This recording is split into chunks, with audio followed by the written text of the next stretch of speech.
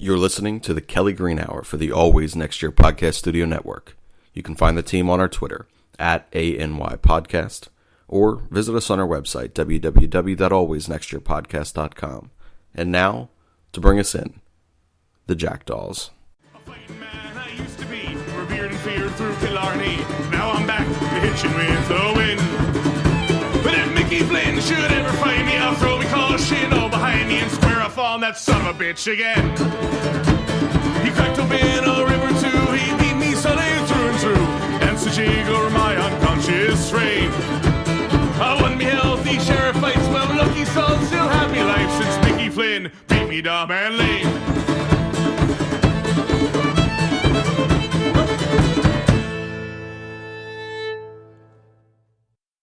Good evening, everybody, and welcome to a Football Friday here on the Kelly Green Hour for the Always Next Year podcast, as we are getting you set for Week 6 in the National Football League, as the Philadelphia Eagles, who sit at 3-2, face the Minnesota Vikings, who are also 3-2, sitting in third place in the NFC North, while your Philadelphia Eagles are first place. We're going to give them the first place because they have the head-to-head matchup over the Green Bay Packers, unlike the Dallas Cowboys, who lost to them last week. I'm your host, LG Harrell, and joining me, as always, is Connor.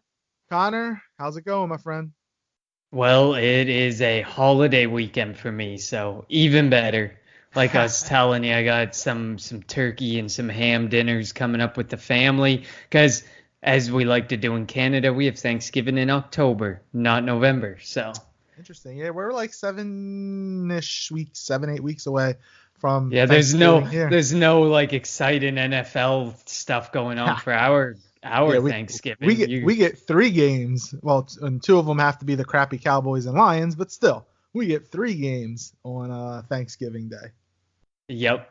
You guys are lucky. We don't even like the CFL. We don't even get that. Not that I'd watch it, but I'm pretty sure there's a CFL game going on right now. I don't know who's playing or what the score is. But there probably is, but I can be honest and say I never watch the CFL. I do like the fact that it's 3 downs and the pace of the game goes a lot quicker, but I can't watch it, man. Once you've watched NFL players and then you watch CFL players, whew. True. It does take a lot getting used to watching CFL compared to the NFL, just like it is with Arena. But all right, so let's stick to the NFL. The Philadelphia Eagles in Minnesota, the place where they won the Super Bowl on February 4th, 2018. I always remember where I was.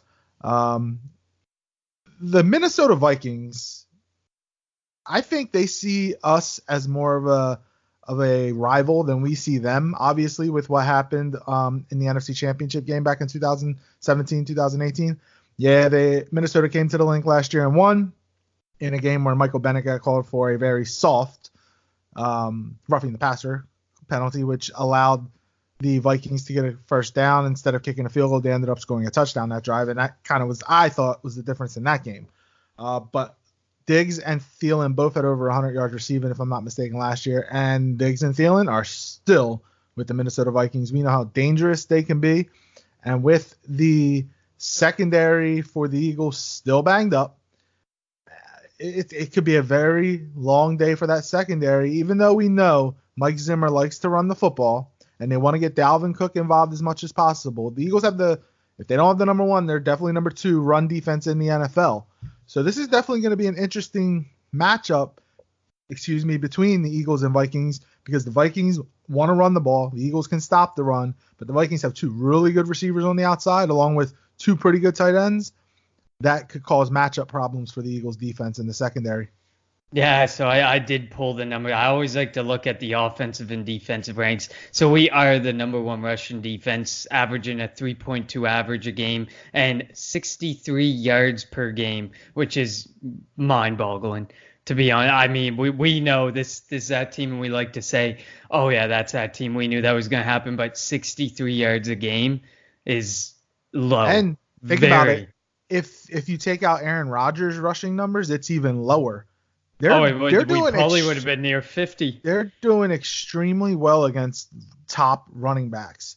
You talk about Darius Geis, Devontae Freeman, Who's underwhelmed? I mean, Devontae Freeman is super after getting that underwhelmed. contract. Kerryon Johnson, Le'Veon Bell, Aaron Jones after Aaron seeing what he did Jones. last week and what he's capable of. You see what the Eagles have done against top run now, but if you look at this upcoming gauntlet of schedule that the Eagles have, they're going up against Dalvin Cook, Zeke Elliott, Frank Gore, and Devry Singletary, if I got his name right, Singletary's Singletary, Devin, yes.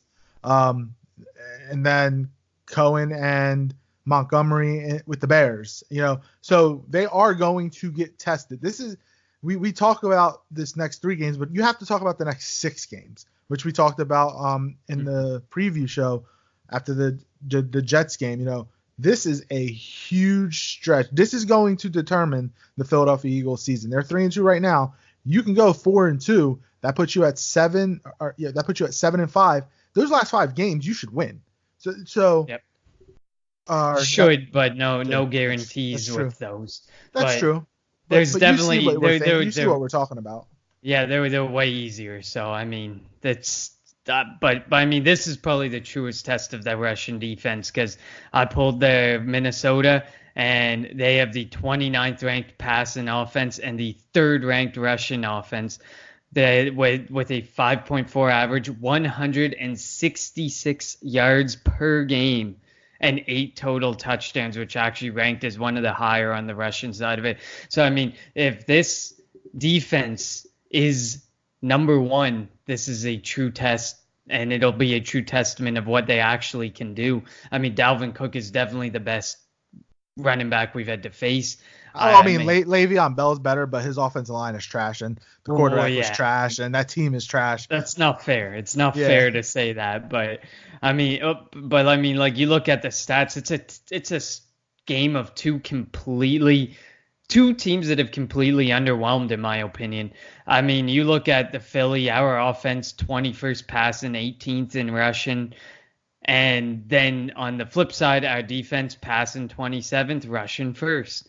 And then you go to Minnesota, 29th passing, 3rd rushing on the offensive side. On defense, 6th passing and 9th in rushing. So it's like 2 completely like flip-flop teams who are all over the place as far as their stats go and as far as their personnel and players go. So, I mean, I'm really interested to see what actually happens here, because I think the Eagles have underwhelmed and the Vikings have underwhelmed. The Vikings definitely have underwhelmed, and they've had some infighting over the last couple of weeks. I'm not going to say, like, I was one of those people who said, damn, you fully guaranteed Kirk Cousins money. You guys are crazy. And I think it's starting to show a little bit more now that deal, that contract was crazy. Because Kirk Cousins, we know from his time in Washington that Kirk Cousins is not amazing. He's not a fully guarantee your dollars. You fully guarantee your money on Russell Wilson. You don't fully guarantee your dollars on a Kirk Cousins. And we know from past experiences with him and run-ins as a Redskin and as a Viking that Kirk Cousins, you put some pressure on him, like it's been happening this season, and he does not make good throws. He does not make smart decisions. And it shows, because Thielen and Diggs are really upset right now with the whole situation. Yeah, they definitely are. And you look at the first 5 games, they've alternated wins and losses. And we're not going to really talk about last week's game because it was the Giants, and the Giants are trash. Let's be real. It's not my biggest overreaction, but the fact that people think that the Vikings are turning it around because they face the Giants. Well, I'm going to go back to 2 weeks ago. They could do nothing offensively against the Bears. Now, if the Bears had any resemblance of an offense, because Chase Daniel started that game, and Mitchell Trubisky, who didn't play, but he's also terrible. If they had any resemblance of an offense, it was a 16-6 Bears win, but that game the Bears should have won by 4 touchdowns. The Bears defense dominated every aspect of that game against the Vikings, and that's what the Eagles are going to have to do. We saw what the Eagles did against the Jets, and again, I can't take too much stock into what happened against the Jets because it is the Jets, but the Eagles front 4 is going to have to dominate. The Vikings offensive line is not good. I feel like we've a broken record because I feel like we've said this every week. every week. Every week. Every week this season, that the Eagles are going up against an offensive line that's not good, and we finally saw it come to fruition last week when the Eagles had 10 sacks. This is another game that if the Vikings are going to allow Kirk Cousins to drop back, which the reason why DeFilippo got fired last year is because they didn't run the ball enough, and that's what the Vikings want to do. But if they can't get the run game established with Cook, who I like a lot, he's really good. They're going to have to rely on Kirk Cousins, and he's had the Eagles number.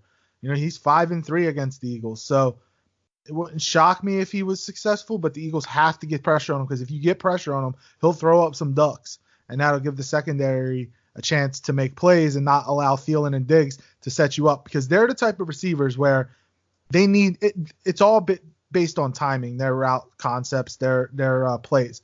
They need time to be able to make a move, and if you can get pressure on Cousins and don't allow that, you'll be successful. But if Cousins is sitting back there making a sandwich and planning out his day, it's over for you. Those two receivers will dominate you all day. Oh, definitely. I mean, we witnessed it last week with Thielen, still not with Diggs. But, I mean, if I was to pick one or the other, I actually like Diggs over Thielen.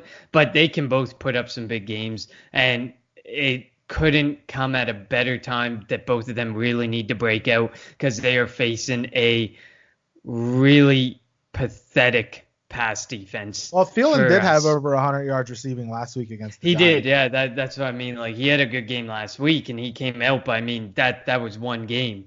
Like, this is like an over 100 yards. Like, you got to really. This is like breakout time. We watched this man put up like 200-yard games.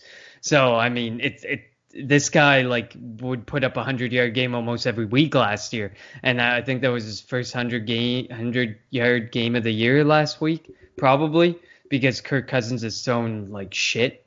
So, but yeah, these two, if they can get going and they can start running circles around our cornerbacks, we are going to be in trouble. And we know that he doesn't use his tight end, so we know that Rudolph and Smith Jr. are basically null. Which is players. Crazy because Irv Smith is really good. He's an incredible athlete, and Rudolph is he's basic, but he's good. You throw him the ball, he's going to catch a ball, he's going to make you plays, but he doesn't use either of them. When have you seen that? You mentioned earlier about how the receivers are mad at what the offense is doing and not really happy with the way Kirk Cousins has been playing. When's the last time you see a quarterback come out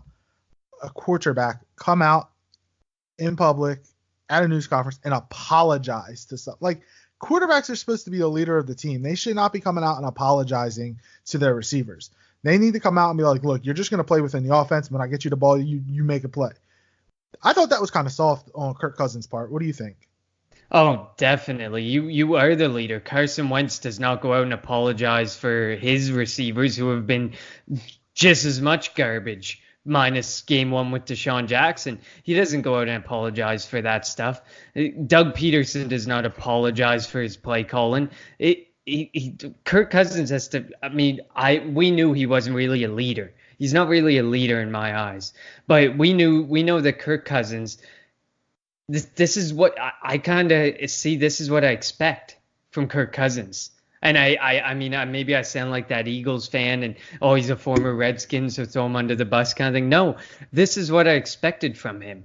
This is what I thought that this man was. And that was definitely weak. It was definitely not. You don't say something like that. You say, I targeted this guy this many times. He missed 3 times or whatever. Don't call out your own poor pass.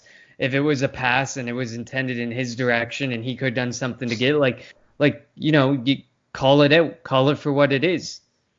Yeah, definitely. And so we've touched on the offense, and I mentioned how their offensive line is banged up. So the Eagles have to take advantage of that. Let's jump over to the Vikings defense. They're also pretty good running defense, and obviously we're banged up at the running back position because Sproles and Clement are both out. So it's going to be a heavy dosage of Howard and Sanders, which is to be expected. Boston Scott did get called up, but he's primarily there to be a kick returner and punt returner, because I don't know if we want to put Nelly back there, especially when we're dinged up at the wide receiver position.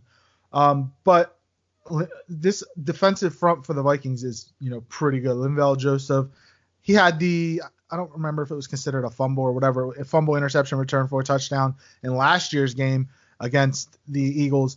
Where I think the Eagles could take advantage are the linebackers for the Vikings. You need to find a way to get Miles Sanders or even Zach Ertz, Dallas Goedert lined up against Anthony Barr or Eric Kendricks. While they are very good at getting after, making tackles, getting after the quarterback, they can't cover worth a lick. So that's where the Eagles are going to have to take advantage. If you get Barr out on Sanders, because Barr is not covering Sanders, and Sanders has been really good out of the backfield catching the football. He has the Eagles' longest reception, I think, over the last 3 or 4 weeks, which is astounding. You would think that with the weapons we have on the outside, but that's where we're at right now with no speed receiver. You have to rely on Miles Sanders, and he's taking advantage of that.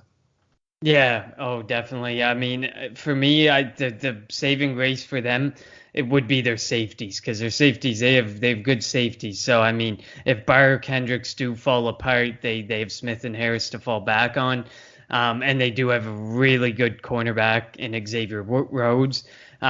So I mean, they do have some guys who can make up for those mistakes. But yeah, if you can get Ertz and Sanders lined up there, and they can get those small plays that they turn around and turn it into a bit more of a chunk play, that could be huge for us. I actually had Ertz as a key player for the game based on the matchups, but also based on if he can't perform, Alshon Jeffrey has to really step up in his place, because Xavier Rhodes can't cover everybody in the secondary as far as our wide receivers go. So we got weapons, and we can use them in a multitude of different ways. It's just a matter of them being able to make the plays once the ball's in their hands or once the ball heads in their direction, which, as we've seen most of this season, when the ball goes in someone's direction, not much happens with it. They drop it, or not much happens with it. Yeah, we don't have much yards after the catch without Deshaun. And you're right, Xavier Rhodes is their best corner, so he'll probably be matched up with Alshon, which means Nelly is going to have to win his battle with Trey Waynes. Trey Waynes was a first-round pick for the Vikings, but he has struggled immensely. He's got to find a way to win that matchup. He's a $9 million train wreck. The only thing about that is I'm almost positive that Carson Wentz has freezed him out, if that term is right, freezed him out. He doesn't want to. Yeah, he's been targeted, I think, twice over the last 4 weeks, or something like that. Yeah, I think it was 3 times in the last 2 weeks, since those big drop games. Yeah, there we go. That's it. And Carson has lost faith in him, and it stinks that Deshaun is out, and this injury is lasting a lot longer than a lot of people thought. We hope he's back against Dallas, but we don't know. And and that is tough on Howie's job, because we know we need help in the secondary, but now Howie's like, when is Deshaun coming back? Do I have to go out and get a speed receiver?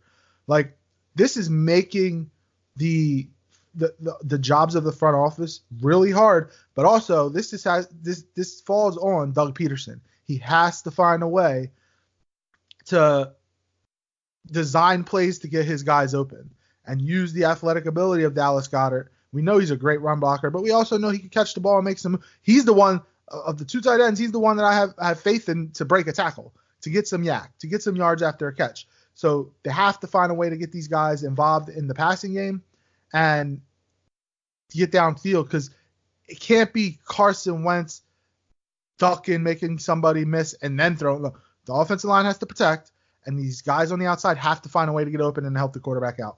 That's almost exactly how I had it as one of our keys to winning the game, was get the passing game working. And it does not start with Wentz. Usually you would generally believe that it starts with Wentz. No, this starts with the play calling and the playmakers. It is Doug Peterson and the playmakers, because Carson Wentz is doing it all for this team. I'm almost convinced that we wouldn't be winning any of these games if it wasn't for Carson Wentz and making some of the plays. 3-2, that's for sure. Exactly. So they have to get open, and they have to help Wentz. Enough of watching Wentz duck tackles and week in and week out the human highlight reel being Carson Wentz. I want that highlight reel to be Alshon Jeffrey, to be Zach Ertz, to be Dallas Goedert, to be Miles Sanders, making big plays and helping Wentz out. Because when you look at it, Carson Wentz's touchdown and interception percentages are both better than his career average this year. So that speaks to what Wentz is doing. He is smarter with the ball. He is putting his players in the right position to get a touchdown and to succeed. But the playmakers are now making plays, and the play caller is not doing him any justice either, because it looks like Wentz is more of a chuck down quarterback since Deshaun Jackson went out. Like, it feels like we're throwing before the chains every time Wentz is throwing the ball, and that's not who Wentz is. We know he can throw the ball. We know that Deshaun Jackson was that target, but it doesn't necessarily mean it's the only one that he can target. But it feels like we're always throwing before the chains, and it's just slowing Wentz down. And I mean, the numbers are there. He's having a great year. He's having an above average career or year. He's playing at MVP level. He's playing just shy of 2017 when he was playing an MVP season. So that just goes to show Peterson and the playmakers have got to do something. Yeah, and it doesn't help when you look at his numbers and they don't look all that great, but then you talk about how they lead the league in drops and none of the receivers are getting open. And my thing is, I know we don't Howie has done a great job of putting this team together, but the one glaring hole that he kind of missed is why they don't have a speed receiver behind Deshaun Jackson.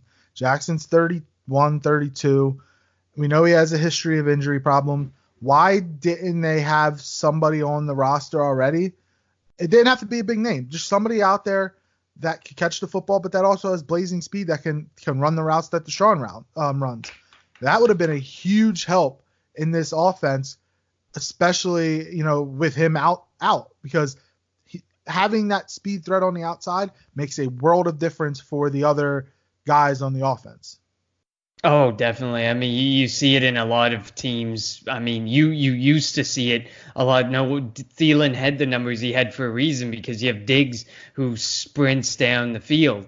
And I mean, if the Redskins ever become good, like a guy like Terry McLaurin is immense to that offense. We know how much a speed receiver opens up everybody, because you automatically have one or two guys who are looking to that speed receiver, and that opens up everything happening on the other side of the field and everything happening in the middle of the field. So we know the importance of it. We've struggled to find that true speed receiver until like game one this year was the first time we saw one in a few years.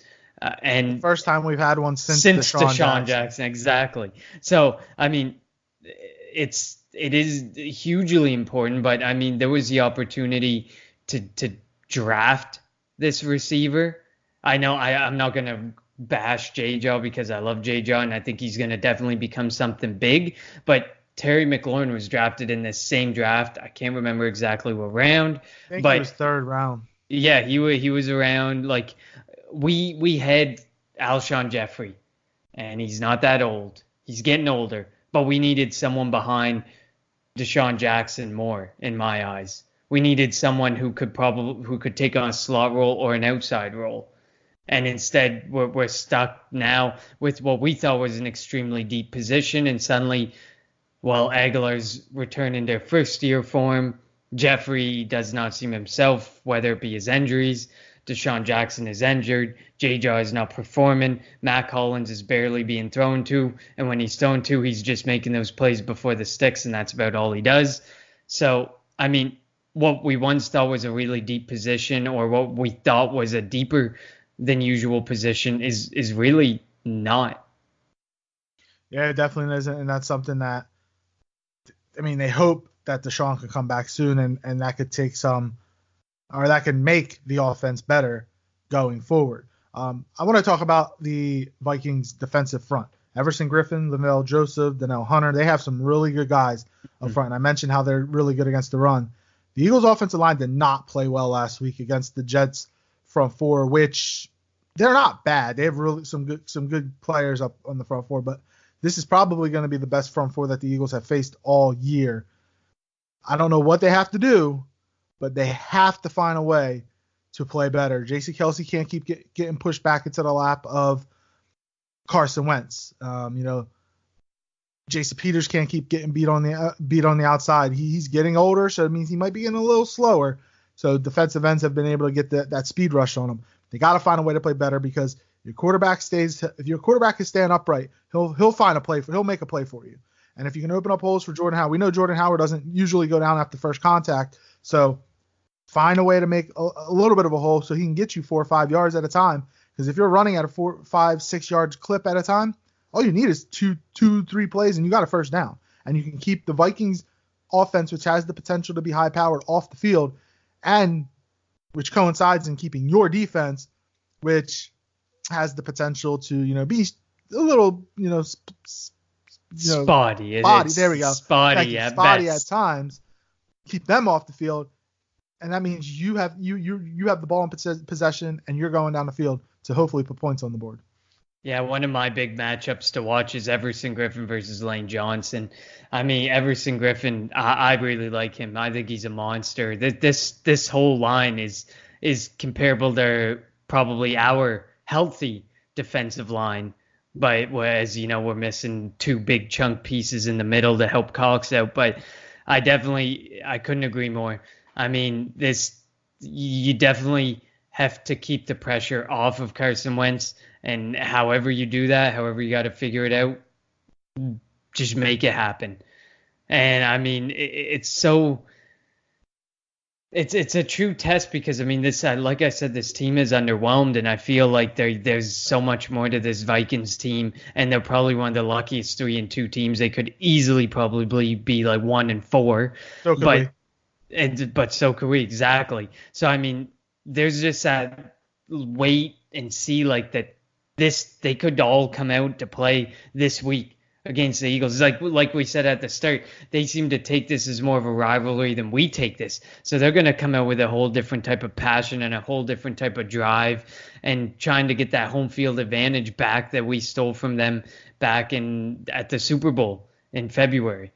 Like, I feel like maybe that could be a difference maker, is that they're thinking about this game differently than we're thinking about this game. But I mean, I feel like I definitely think we're like a broken record because we say it week in and week out. It's about what's in the trenches. It's about who wins in the trenches.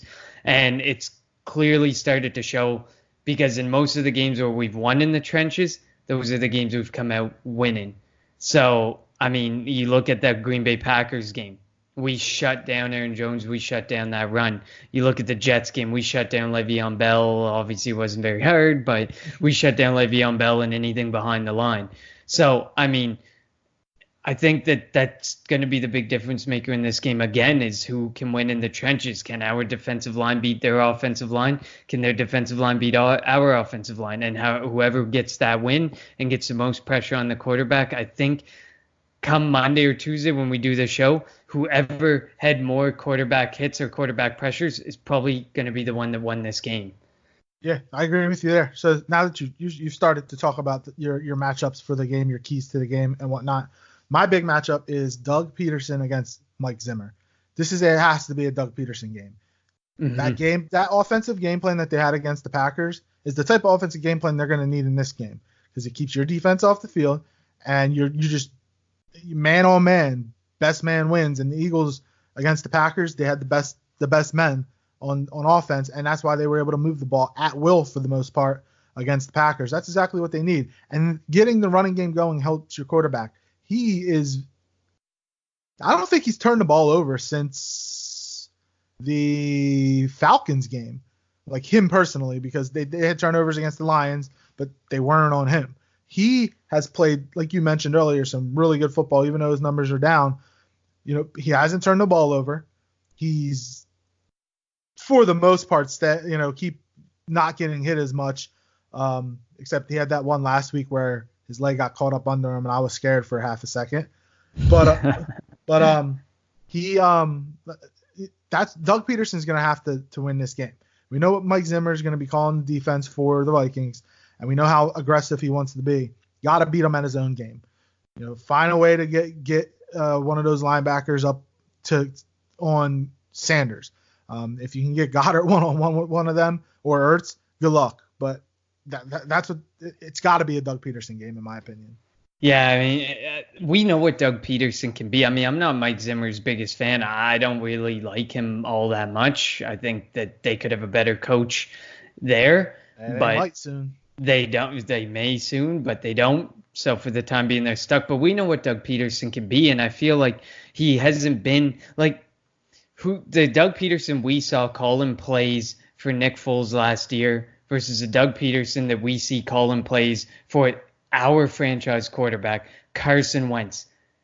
You're 2 years ago, this man was almost on pace for an MVP season if it wasn't for tearing his ACL. Like, it feels like we're two completely different coaches. It feels like, I mean, pardon my French, but it feels like he has no balls. Feels like he's lost his balls. And he doesn't like to let Carson Wentz throw deep unless Deshaun Jackson's on the receiving end. He doesn't seem to call any really, like, you can basically predict what Sanders is going to do if he's in the backfield running the ball. He's going to sweep out. We know what Howard's going to do, but we know Howard can work with that. But Sanders can't work with the way that his plays are being called when he's a runner. And, I mean, it's just frustrating because I feel like this isn't like the big ball Doug Peterson that was calling plays the year we won the Super Bowl with Nick Foles. And when Nick Foles was leading us through the playoffs last year, I feel like we're with a completely different coach. And no offense to Nick Foles, this is the better quarterback. This is a quarterback you can trust. This is a quarterback you bring those plays out and you say, I trust you. I'm calling this.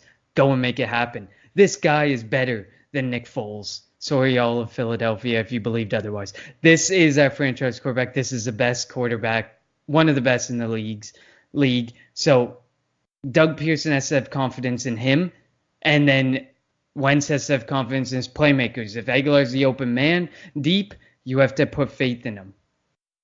Yeah, I definitely agree with you on that. It is frustrating when it seems like he calls games differently depending on the quarterback that he has. And we saw it last year. I mean, I thought he was more conservative with Wentz. Like, he kept trying to run the Nick Foles offense. No. Wentz, as you mentioned, Wentz is a better quarterback. Wentz has a better skill set. So let him go out and, don't hold him back. I feel like they're trying to make him a pocket passer, but he's better when he's outside the pocket. When he's moving around and that allows your receivers to kind of play street ball, so to speak. And you don't restrict Carson Wentz to just the pocket, because if you do that, he's not going to be the quarterback that you drafted, and he's not going to be that 2017 MVP candidate where he should be playing most of the time, at least at that level.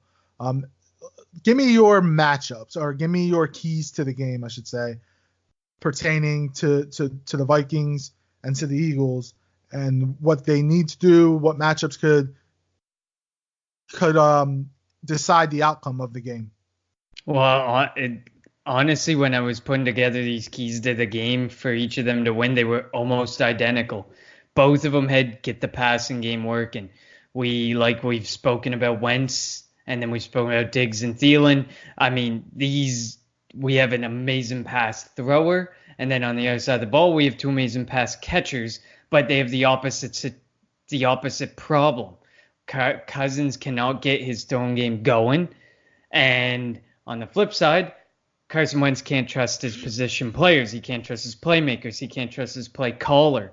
So on both sides, I say get the passing game working is a key to the win. For Cousins, it's more of a just throw the damn ball. And for Wentz, it's just a can our playmakers please wake up kind of thing. It's not about Wentz, but on the other side, it's about Cousins. So that was a big one for me. So obviously you can guess the key players that play the part in that one. Cousins, and then the playmakers on the Eagles side of the ball. On the defensive side of the ball, stop Dalvin Cook.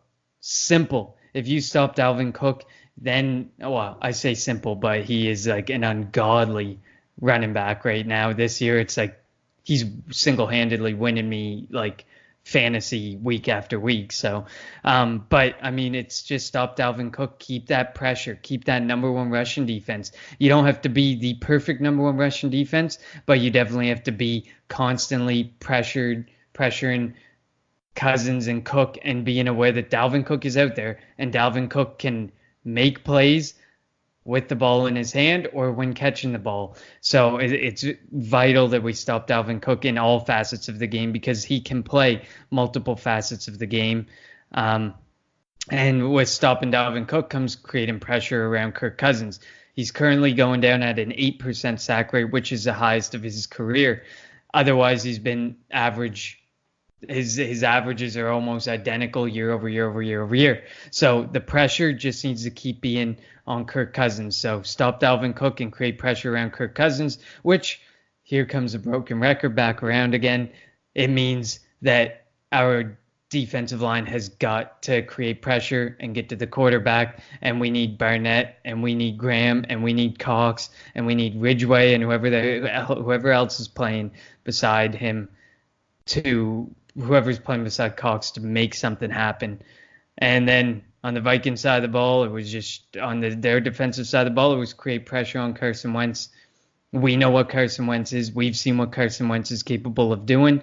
Put some pressure on him and see what happens when he's pressured. And don't miss the tackle. Make the tackle. But we all know from watching him how hard that might be. Yeah, well, I mean, you went through a lot there. A lot that I tried to make it quick, but a lot that I kind of had on my board. But mine is create matchups that are winnable. Again, I mentioned it. A linebacker against Dallas Goedert, Miles Sanders, Zach Ertz. Zach Ertz is probably going to be guarded by or have Harrison Smith on him. We saw what he did in the NFC Championship game on that one up in the one double move he made. He left him in the dust. You have to win the matchups.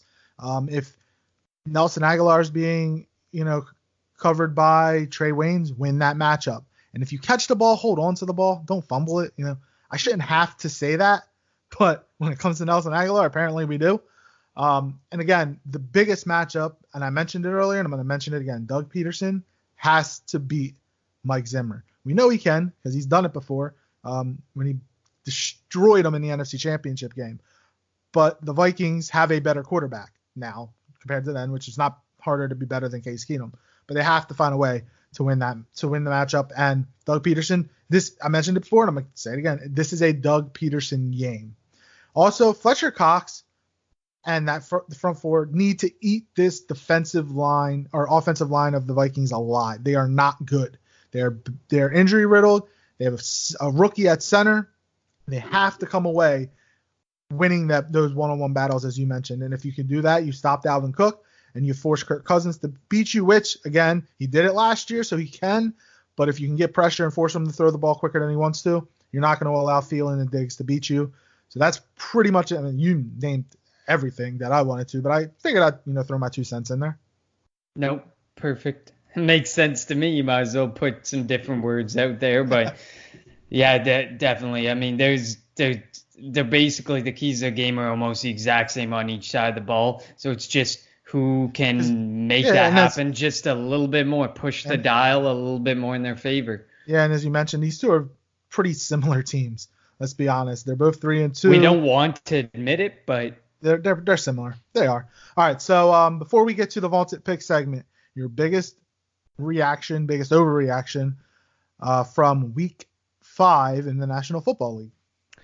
So my biggest overreaction was that the Cleveland Browns are going to be okay. I personally don't think they will be.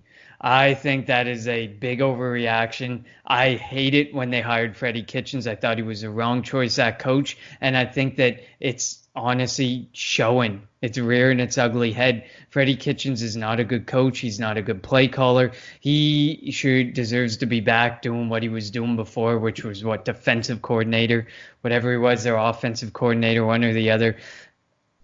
There's something not right about this Cleveland Browns team. It's not the Cleveland Browns team that was as hyped for this season as people thought. I thought they were one of the biggest overreactions heading into the season. They have a whole lot of names. And I said it before, they have a whole lot of combustible personalities, and it just feels like the time is coming, a couple more rough games, and this could really blow up for the Cleveland Browns. You got OBJ, you got Jarvis Landry, you got Baker Mayfield, you got a lot of guys who do not like to keep their mouth shut and who do not like to lose. So this could really blow up for the Cleveland Browns, and it could blow up real soon. And speaking of the Cleveland Browns, you heard the report that they might be looking to trade OBJ, and the Eagles were one of 3 teams mentioned. Would you do it if you, as an Eagle fan, if you were Howie and you could trade for him at a good price? I'm not saying give away a first-round pick, but if you could come to an agreement with something that's logical, would you trade for OBJ? I'm on the fence about this, because if you're willing to give up what it takes to get OBJ, why are we not getting a cornerback? We need a cornerback. We need something. I agree with you there, but what if he comes at a cheaper price? Like, obviously the big name which people are still holding out hope for is Jalen Ramsey, and that let's be realists. I mean, yeah, we should be realists, but until like we either pass the trade deadline or he gets traded elsewhere, people are going to clamor for Jalen Ramsey. The sad reality is I'm pretty sure that the Jags are going to hold him close through the trade deadline and lose him for literally, well, they're going to end up going through a complete fiasco, because they're going to get his option, that they're going to franchise tag him, and we're going to have like the Le'Veon Bell situation all over again in 2 years. So I think it's important that they be very careful and they get some value while they can. I don't think he signs a franchise tag, to be honest. I don't think he would either. And that's the issue now, is like, be smart. I've seen some of if the deals are true, that they were offered like a first, a second, and Hayden Hurst for Jalen Ramsey, and they are in dire need of a tight end. What are you doing? Like, honestly, you're going to end up losing this guy for far less than you should have, because you've held on too long. You're pissing the guy off, and it's just creating a crazy situation. But would I trade for OBJ? Hell yeah. But it certainly depends on the price, and if it's a high price, he pays that high price, but he doesn't go and address an even bigger position of need at cornerback. Like, I want Chris Harris Jr. I'm all over when people were talking about Jalen Ramsey. I want to keep Chris Harris Jr. I think he comes at a far cheaper price, and he is still a top 10 cornerback in the league. Do you think Howie is waiting until next week when Jalen Mills comes back, and he's going to consider Jalen Mills as his, I don't want to say his trade, but as his pickup to help out the secondary? And if all goes well with Jalen Mills, then, and depending on what this injury situation looks like with Deshaun, if he's going to be out a little bit longer, then he actually trades for a wide receiver instead of a cornerback. I'm just hoping that the Lord's looking down on us right now, because if he thinks that Jalen Mills is coming back and going to be the save, I've seen people on Twitter who believe he will be the saving grace. Just go back and look at highlights. That's all I got to say. I mean, he is going to be our best corner probably when he comes back. That's up for debate, man. Rasul Douglas is looking good. We don't know what Jalen Mills has. We don't know what his foot's going to be like. Look at him last year. He tried. He apparently though, there was a report, Ruben Frank was talking about it on WIP this week, that Jalen Mills could have played week 1, which is mind-boggling, because if that is true, why did they put him on PUP? Like, if he is good, he could have played back then. He definitely could have helped the secondary and made a big difference. But I mean, think about that foot injury. I mean, that's touchy. Maybe they wanted to make sure he was 100% there. Maybe they thought he was. Why not do the same with Fletcher Cox? But it also comes down to a player too. Maybe Fletcher Cox said, "No, I'm playing," and whereas Jalen Mills said, "I think I can get better. I think I can get stronger." I mean, maybe he was at 90% week 1, and maybe he said, "I don't want to play. He's going to step up and he's going to challenge our horrid medical staff that can't seem to figure out left from right. And every time we hear two guys out for 2 weeks, he suddenly ends up being out 6 weeks. Maybe he stepped up and said, I'm not putting myself out there yet. I'm going to try and get myself stronger and to full health so that I'm not like Sidney Jones grabbing my foot at the end of every play. Oh, Sidney Jones. He's in a battle right now with his own selfie. He's in a mental battle, if anything, even though he is going to play this week. But we'll see if he makes a difference. All right, time for the vaunted pick segment. Wait, what was your overreaction? Are we just gonna pretend like you didn't overreact or anything? I actually didn't really because my overreact. Well, it's not an overreaction. My reaction is the same as the Dallas Cowboys are not winning the division because they're overrated. They haven't beaten anybody. They're going to beat the Jets this week. But what does that say? They've played two good teams and they've lost to two good teams. Then they play us next week and they're going to lose to us too. So I don't really looking at all in the NFL. You said I'm looking around and you're like, I'm just going to be that asshole Eagles fan. I'm going to say it. I'm going to throw shade at the Cowboys again. I am. I can't wait for next week's show, by the way. The Dallas week. I cannot wait. All right. Oh, big one. Love it. So, the vaulted pick segment, you have increased your lead, I should say. You hit on all three of your picks last week. You have a total of 22 points. I hit on 2 of my 3. I have a total of 17. So you're up 5 points right now. Again, these were our picks last week. We both picked the Eagles over the Jets. I was closer in score. I said 31-10. You said 38-13. The Eagles actually won 31-6. My lock was the Patriots over the Redskins, and it was a 15.5 point spread. The Patriots won by 26. And then my upset was the Browns over the Niners, and I lost that one horrendously. You had 2 upsets. You took the Bills over the Titans, and you got lucky because Allen came back on they announced that he was starting, I think, on Saturday. So you got lucky that Matt Barkley wasn't the starter. And your other upset was the Cardinals over the Bengals, and they won 26-23. Connor, what is your first pick? Well, speaking of the Browns, I am picking the Seattle Seahawks as I guess my lock. It's a pick 'em at flip of the coin. Seattle's 1.5 right now.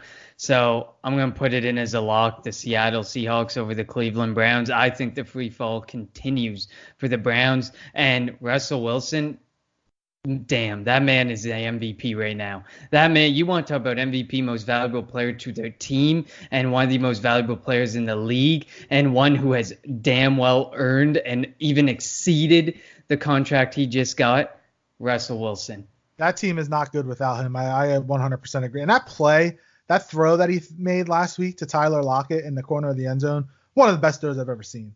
Easy. And that was on both of them. That was on the skill of Tyler Lockett and just the prayer of Wilson. And guess what? Being able to have faith in your playmakers.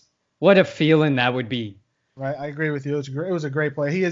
He definitely is if any team were to lose their quarterback, and Geno Smith, I don't think he's not going in there and winning games like Russell Wilson. We see Teddy Bridgewater doing it with the Saints.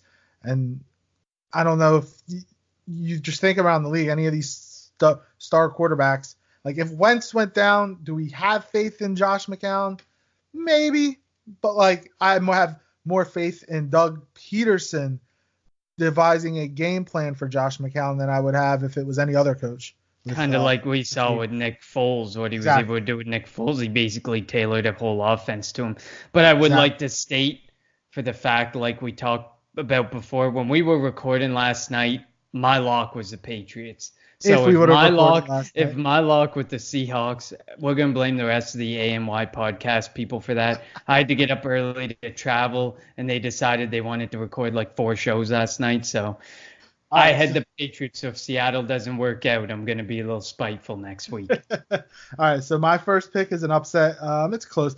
There weren't many large spreads that I considered. So I took the Titans over the Broncos, even though I just saw a picture in Denver and apparently it went from 80 degrees to 19 degrees in 24 hours. I think it's snowing in Denver, so that should be fun. But I'm taking the Titans, who are a 2.5 point underdog, over the Denver Broncos. I don't know. I have zero clue why. I don't trust Marcus Mariota. I don't trust the Titans, but I don't trust Joe Flacco either. So I'm taking the Titans over the Broncos in upset.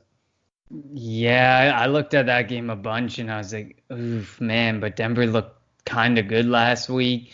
And I don't trust either of those teams as far as I can throw them. So I'm going to let you handle that game. My upset, I'm going with the Saints over the Jags at a 2.5 favored spread for the Jags. That's my upset. The Saints have been looking really good. But how the Jaguars are favored in this game is beyond me. Maybe it's that Minshew mania. Maybe people are going lost crazy. last week, though. He did lose last week, but maybe it's that Minshew mania, they're playing a backup quarterback. It's been a good defense, sometimes a bad defense. Let's just ride the Minshew mania train, and let's just give them the favorite. So I'm going with the Saints because I like Sean Payton has got to be considered for Coach of the Year because that man, what he's doing with that team without Drew Brees, he's keeping them afloat, and Drew Brees is just going to come back and walk them into the playoffs. He definitely is up there in the Coach of the Year race. I actually picked this game too as my other upset. I did 2 upsets this week. I actually had it at a 1-point spread, but I'm going to go with the 2.5 for the Saints underdog. I just checked right before. So last night was 1.5. Today was 2.5. So. Okay. So I'm also taking the Saints. I have zero clue. I don't know how the Saints are underdogs in this game. I'm guessing because it's on the road and because it's Teddy Bridgewater, but even in that case, and maybe because Jalen Ramsey's going to play, but still, the Saints probably win this game. And for the main event, the Philadelphia Eagles in Minnesota against the Vikings in a building where they won their first Super Bowl over the Patriots, by the way. Who you got? And I need a score. I'm going with the Eagles. I'm going with my heart here. I should choose the Vikings because if we both choose the Vikings, the Eagles probably win, like 95% chance. But I'm going with the Eagles. Got to go with my heart here. Need a score, man. I'm going. Oh man, this is gonna be a close one. I think it's gonna end up being a shootout, but I'm gonna go 24-18. There's a part of me that wants to say it'll be a shootout, but there's a part of me that's like, but look at those defenses. So I'm gonna stand in the middle. All right, and who's your player of the game? Player of the game? Yeah. I'm gonna go with Alshon Jeffrey. Okay. There's something in my head that says he's gonna win that Jeffrey's battle with off. Xavier Rhodes. He's gonna have a big game. There's something in my heart that says Jeffrey's having a coming out party. All right. So I'm also taking the Eagles, which we both know means the Vikings are probably gonna win. But I'm taking the Eagles 21-17. It's going to be a close game. My player of the game is going to be Carson Wentz, and why? Because he's going to lead the team down in the fourth quarter when they're trailing 17-14 for a game-winning touchdown with like 2.5 minutes left. Carson Wentz will lead the team down for a victory, and the Philadelphia Eagles will be 4-2 heading into Dallas week. I like that. I like that enthusiasm. I can't wait for Dallas week. That's going to be... Dallas week is always my favorite week because there's so many fraudulent Calturd fans around here, which makes no sense because half of them can't point out Texas on a map. The other half have never been to Texas and never will go to Texas. So, those people I can't stand. Yeah, I can only imagine. There's not that many Cowboys fans up here in Canada. I see more Eagles hats around than Cowboys, so can't really say much, but you see it on Twitter and you see it all around, the people who are just like, why are you even talking? Like, I do know that there are going to be a lot of Eagles fans in Minnesota. Eagles fans travel really well. Like, I don't know how Eagles fans have all this money to go to every road game. And like, if you go back to 2017, they went to LA twice. And then going to the Super Bowl, like, it's amazing how much money Philadelphia Eagles fans have spent and continue to dole out for this team. Yeah, I agree. I mean, like, they have that like fan club that's always traveling to fans of Philly. Fans of Philly, and isn't there like one called like the Green Legion or something? There must be more than one. There must be multiples of these groups, and they just go to like every away game and every home game. And I'm just like, man, if I had your guys' money, the things I would do. Me too. I would go to. I would definitely. What game? I would go to an Eagles Dallas game in Texas. That's what I want to go to. I want to go to an Eagles Dallas game in Texas, all decked out in my Eagles gear. That's a goal of mine. At least you're safer there. If you're a Cowboys fan coming into Philly, you might end up dying. So not really. I went to an Eagles Cowboys game in 2000 and I think it was 2008 with a Cowboys fan. We sat 9 rows behind the Dallas bench on the 50-yard line, and that was a game the Eagles won like 44-6. So maybe that's why he was safe.